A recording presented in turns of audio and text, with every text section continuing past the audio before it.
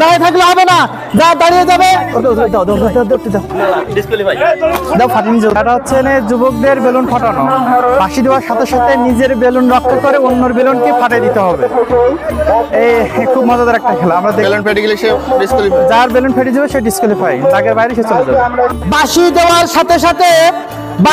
সাথে সাথে নিজের বেলুনটি রক্ষা করে অন্যের বেলুনটি ফাটিয়ে দিতে হবে। যার বেলুনটি ফেটে যাবে ডিসকোয়ালিফাই হয়ে যাবে, দাগের বাইরে চলে যেতে হবে। সর্বশেষ যে দুইজনের হাতে বেলুন থাকবে আমরা সেই দুইজনকে বিজয়ী ঘোষণা করব। দুইজন থেকে সর্বশেষ যার হাতে বেলুন থাকবে সেই আজকের বিজয়ী হবে। খেলা শুরু। নিজেরটাকে রক্ষা করে অন্যটাকে ফাটিয়ে দিতে হবে।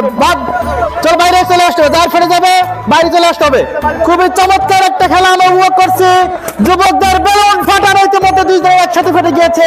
দেখা যাক, তোমরা বাইরে যাও, যাদের ডিসকোয়ালিফাই তোমরা বাইরে চলে যাও। দাঁড়িয়ে থাকলে হবে না, যা দাঁড়িয়ে যাবে।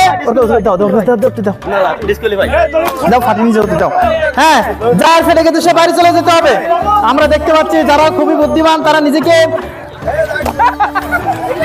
ফাটিয়ে গিয়েছে। চলে যাও, দেখা যাক আর মাত্র রয়েছে কতজন? পাঁচজনকে আমরা দেখতে পাচ্ছি। শুরু করে না, শুরু করার দরকার নেই। দেখা যাক বুদ্ধের খেলা, নিজের টাকা। আমরা একটু সাইডে চলে যাই, সাইডে যারা আছে। ইউসুফ ভাই একটু সাইডে চলে যাবে।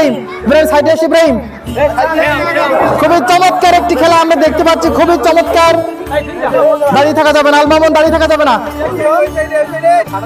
নিজের বেলুন হাতে রাখতে হবে, নিজেরটাকে রক্ষা করে অন্যটাকে ফাটিয়ে দিতে হবে। নিজের বেলুন রক্ষা করে অন্যটা ফাটিয়ে দিতে হবে। ইতিমধ্যে একজন চলে গিয়েছে, আর আছে 5 জন। দেখা যাক 5 জন থেকে আমরা সর্বশেষ যে 2 জনকে বিজয়ী ঘোষণা করব। দেখা যাক, রফিক থাক।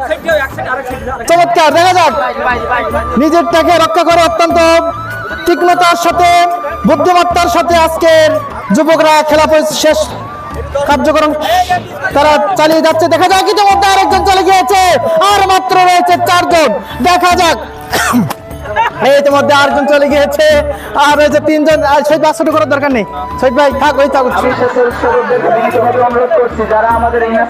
আর মাত্র 2 জন, আর 2 জন। দেখা যাক ইতিমধ্যে আমরা 2 জন